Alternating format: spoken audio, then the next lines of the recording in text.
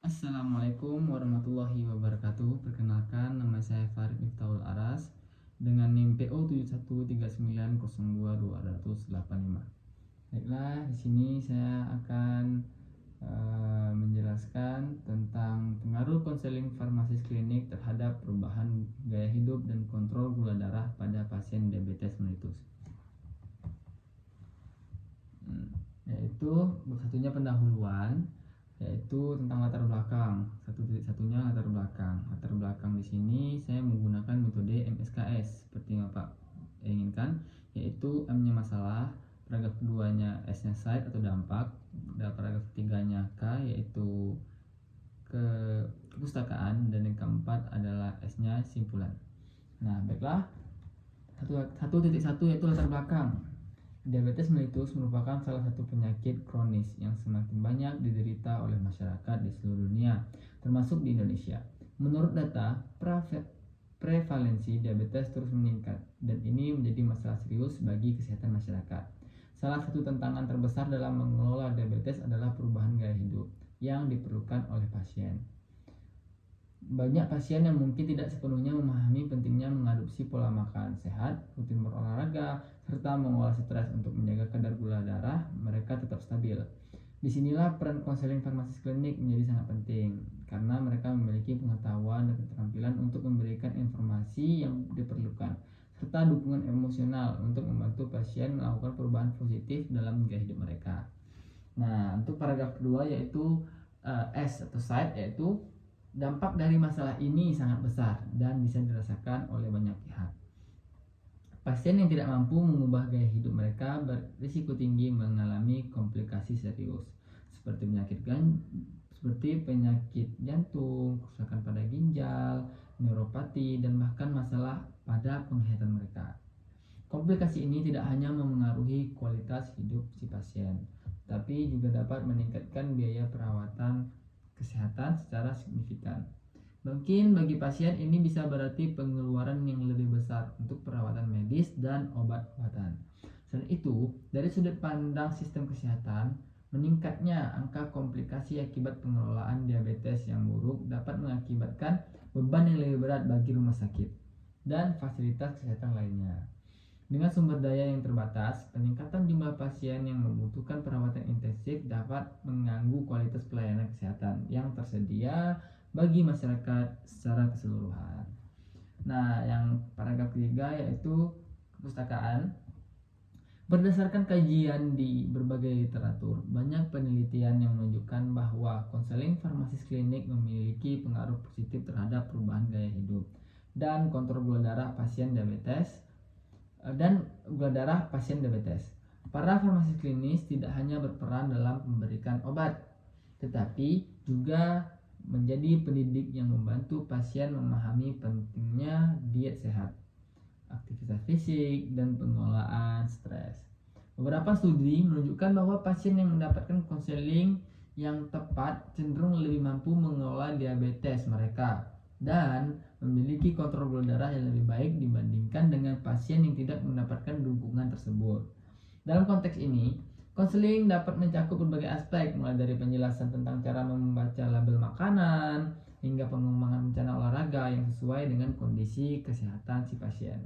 Namun, meskipun manfaat ini sudah terbukti, masih banyak pasien yang tidak mendapatkan akses yang memadai terhadap konseling ini. Hal ini seringkali disebabkan oleh kurangnya kesadaran dari pasien sendiri maupun tenaga kesehatan tentang pentingnya peran farmasis klinik dalam pengelolaan diabetes. Nah, untuk paragraf terakhir yaitu simpulan. Untuk mengatasi masalah ini, sangat penting untuk meningkatkan akses dan kualitas konseling farmasis klinik bagi pasien diabetes. Salah satu solusinya adalah dengan mengintegrasikan program konseling ini ke dalam pelayanan kesehatan yang ada, misalnya rumah sakit dan puskesmas dapat menyediakan sesi konseling rutin yang melibatkan farmasis klinik untuk membantu pasien memahami cara mengelola diabetes mereka dengan lebih baik. Selain itu, penyuluhan mengenai diabetes dan pentingnya perubahan gaya hidup juga bisa dilakukan di komunitas agar lebih banyak orang yang dapat informasi yang benar. Penggunaan teknologi seperti aplikasi kesehatan yang bisa membantu pasien melacak pola makan dan aktivitas fisik. Juga bisa menjadi alat yang berguna dalam konseling dengan pendekatan yang lebih terintegrasi dan komprehensif. Diharapkan pasien diabetes akan lebih termotivasi untuk mengubah gaya hidup mereka. Pada akhirnya, ini diharapkan dapat membantu mereka mencapai kontrol gula darah yang lebih baik. Dan yang paling penting meningkatkan kualitas hidup mereka secara keseluruhan. Nah, 1.2 yaitu tujuan. Tujuan umum menganalisis pengaruh konseling farmasis klinis terhadap perubahan gaya hidup dan kontrol gula darah pada pasien diabetes mellitus. 1.2.2 tujuan khusus yaitu mengevaluasi efektivitas konseling, mengukur peningkatan pengetahuan pasien tentang diabetes dan manajemen penyakit setelah mendapatkan konseling. Selanjutnya menganalisis perubahan gaya hidup, mengidentifikasi perubahan dalam pola makan, aktivitas fisik, dan kepatuhan terhadap pengobatan pada pasien setelah konseling. Terus menilai perubahan kontrol gula darah, membandingkan kadar gula darah pasien sebelum dan sesudah konseling untuk menilai dampaknya. Memberikan rekomendasi praktis, menyusun pedoman bagi farmasis klinis, dan dalam memberikan konseling yang efektif untuk pasien diabetes mellitus. Terus meningkatkan kesadaran, yaitu agar meningkatkan pemahaman mengenai peran penting farmasis dalam tim kesehatan dalam pengelolaan diabetes mellitus. 1.3 itu kerangka teori. Nah, kerangka teorinya itu didapatkan dari judul, yaitu tentang pengaruh konseling farmasis klinis terhadap perubahan gaya hidup dan kontrol gula darah diabetes.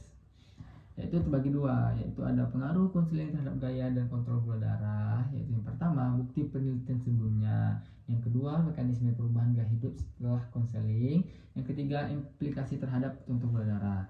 Nah, juga satunya kontrol gula darah, bagaimana cara mengontrolnya, yaitu yang pertama pentingnya contoh gula darah dalam diabetes, yaitu kedua metode pengukuran gula darah, dan yang ketiga hubungan antara gaya hidup dan kontrol gula darah. Kerangka pikirnya yaitu pendidikan, pekerjaan, usia, jenis kelamin. Nah, itu dipengaruhi konseling farmasis klinis terhadap perubahan gaya hidup dan kontrol gula darah pada pasien diabetes mellitus.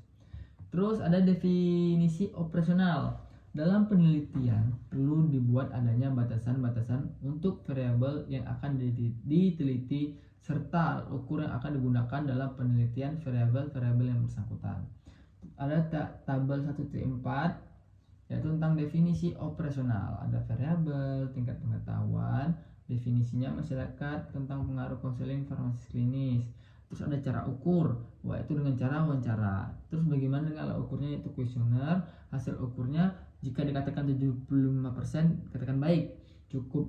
Jika dikatakan 56-75% itu katakan cukup. Jika dibilang kurang dari 55% itu kurang.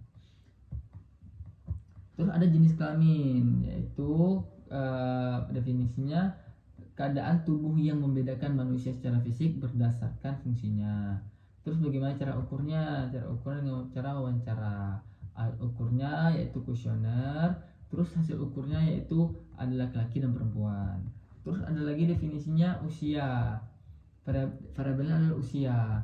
Terus untuk definisinya lamanya hidup dihitung berdasarkan tanggal lahir. Nah, terus bagaimana cara ukurnya, yaitu dengan cara wawancara. Terus juga alat ukur ada kuesioner, dan hasil ukurnya dari 17 sampai 25 tahun. Terus ada 26 sampai 35 tahun, dan dari 36 sampai 45 tahun, dan terakhir 46 sampai 55 tahun. Terus ada juga variabel pendidikan. Nah, definisinya adalah pendidikan formal terakhir yang berhasil ditamatkan berdasarkan ijazah terakhir. Terus cara ukurnya yaitu dengan cara wawancara. Alat ukurnya adalah kuesioner, dan hasil ukurnya adalah tidak sekolah, SD atau sederajat, SMP sederajat, SMA sederajat, sampai perguruan tinggi. Terus ada juga variabel pekerjaan. Terus definisinya adalah jenis pekerjaan yang dimiliki sampel penelitian. Terus bagaimana cara ukurnya, itu wawancara. Alat ukurnya juga sama menggunakan kuesioner. Terus ada juga hasil ukur, yaitu pekerjaan sampel, tidak bekerja atau IRT, atau wira swasta. pegawai negeri, sipil PNS, pegawai swasta, pedagang, petani, pelajar ataupun mahasiswa. Nah, mungkin cukup sekian yang ini, kita lanjut ke Excel. Nah, baiklah, yang untuk Excelnya, pertama kita harus mencari data yang diberikan oleh Bapak, yaitu datanya terdapat di sini. Nah, yaitu saya mendapatkan absen 43. Nah, sudah saya pindahkan di sini. Nah, ini dia. Ya, di datanya itu P1, P2, P3, P4 sampai dengan P5. Ini adalah datanya. Oke.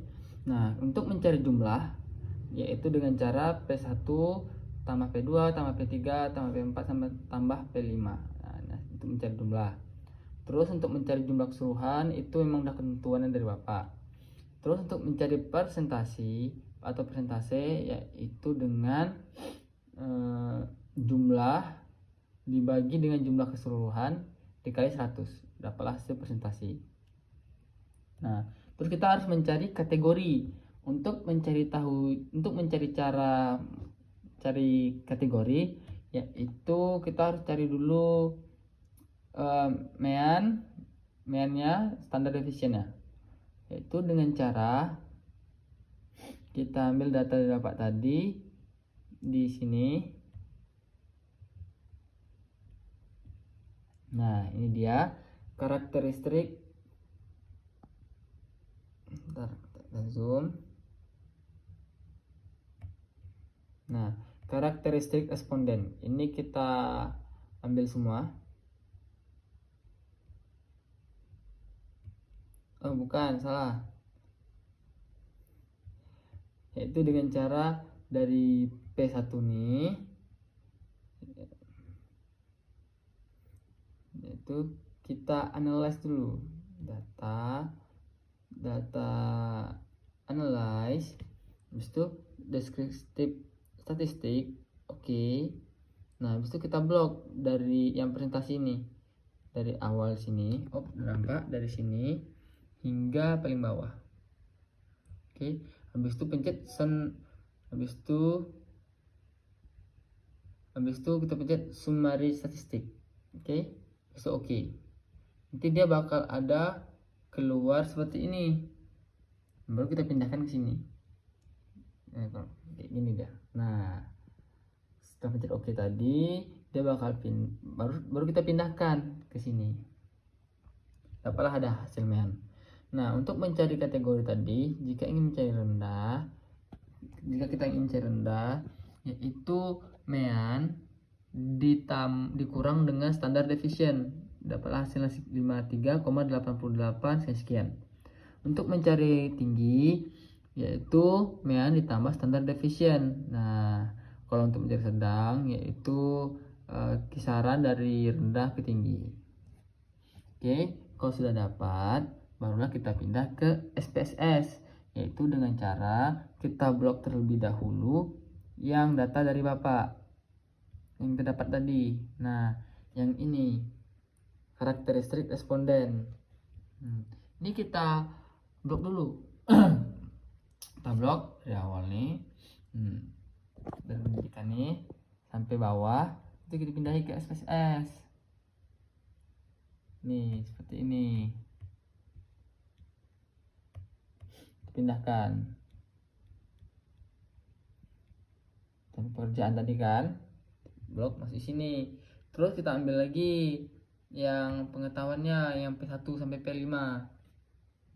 Kita blok juga, kita pindahin lagi ke SPSS. Nah, P1 sampai P5. Terus kita masukkan jumlah dan kategorinya juga dari yang tabel kita masing-masing. Yang ini, jumlah sama kategorinya kita masukin. Habis itu baru kita pencet variable view.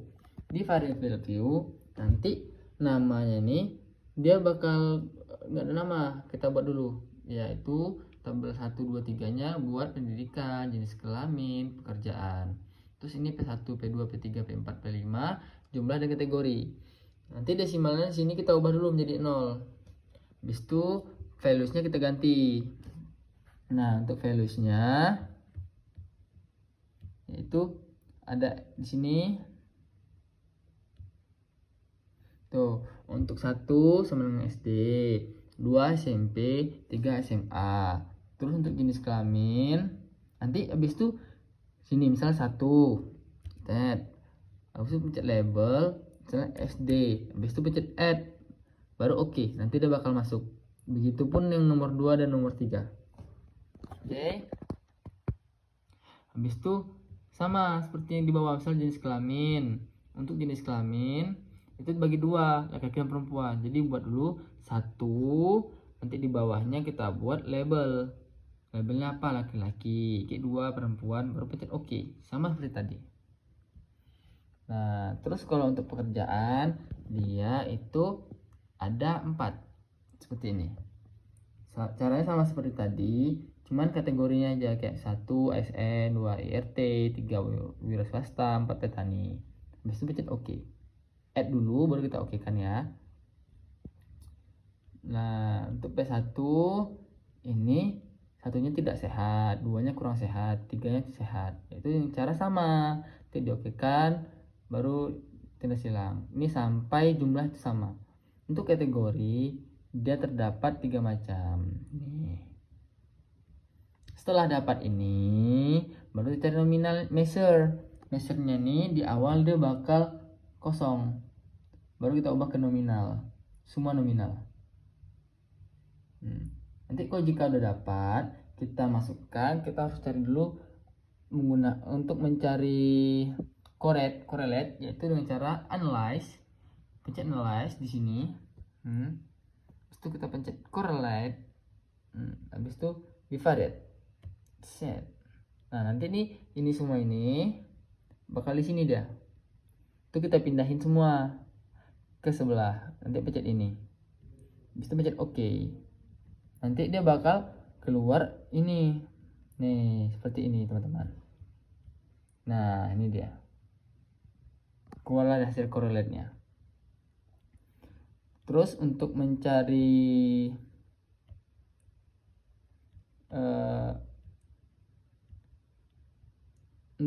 cross step yaitu dengan cara analyze. Untuk mencari cross step yaitu analyze, terus descriptive statistik dan cross step. Nih, baru pencet. Nah, di sini agak sedikit berbeda, yaitu untuk row yaitu pendidikan, jenis kelamin, dan pekerjaan. Untuk yang kolom itu dari P1 sampai P5. Nanti habis itu sudah dipindah-pindahin, baru pencet OK. Nah, nanti dia dapatlah hasilnya seperti ini. Nih dia. P1, P2, correlation, segala macam.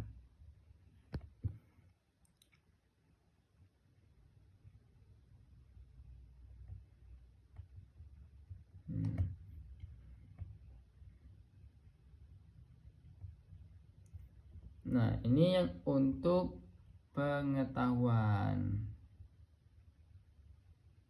Begitupun sama dengan halnya dengan, kan dia dapat 2, ada pengetahuan. Ini untuk pengetahuan, dan satu lagi ada gaya hidup. Caranya sama.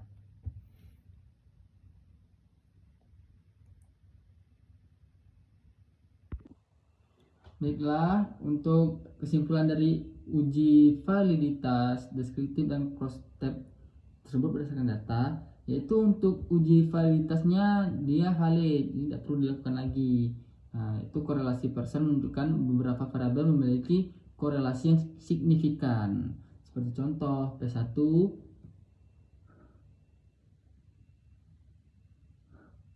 sepertinya, maaf Pak, mesin. P1 memiliki korelasi signifikan dengan variabel jumlah R-nya 0,481, P-nya 0,007, dan kategori R 0,371, P sama dengan 0,044. P2 berkorelasi signifikan dengan jumlah R 0,645, P sama dengan 0,0000, dan kategorinya R sama dengan 0,525, dan P 0,003. Korelasi signifikan di korelasi signifikan di level 0,01 dan 0,05 menunjukkan bahwa beberapa variabel memiliki hubungan kuat terhadap hasil total atau jumlah dan kategori kesehatan. Dan untuk analisis deskriptif, semua kasus valid dengan 30 sampel digunakan dalam setiap pengujian tanpa adanya data yang hilang. Distribusi dan kategori kesehatan sehat, kurang sehat, tidak sehat bervariasi berdasarkan pendidikan, jenis kelamin, dan pekerjaan. Sebagai contoh, pada variabel P1, pendidikan SD mayoritas berada di kategori kurang sehat. Pendidikan SMA memiliki distribusi lebih merata antara kategori tidak sehat, kurang sehat, dan sehat. Untuk cross tab, hubungan antara pendidikan dan kategori kesehatan menunjukkan perbedaan signifikan. Sebagai contoh, pada variabel P1, responden dengan pendidikan SD lebih banyak berada pada kategori kurang sehat. Pada variabel P5, responden dengan pekerjaan ASN lebih banyak pada kategori tidak sehat. Cross-tab juga menunjukkan adanya variasi antara kategori kesehatan berdasarkan jenis kelamin dan pekerjaan. Misalnya, lebih banyak perempuan yang berada pada kategori kurang sehat dibandingkan laki-laki untuk beberapa variabel seperti P1 dan P2. Secara keseluruhan, data menunjukkan hubungan yang signifikan antara beberapa variabel dengan total penilaian kesehatan serta adanya perbedaan distribusi berdasarkan demografi seperti pendidikan, jenis kelamin, dan pekerjaan. Mungkin cukup sekian yang dapat saya sampaikan. Kurang dan lebihnya mohon maaf. Assalamualaikum warahmatullahi wabarakatuh.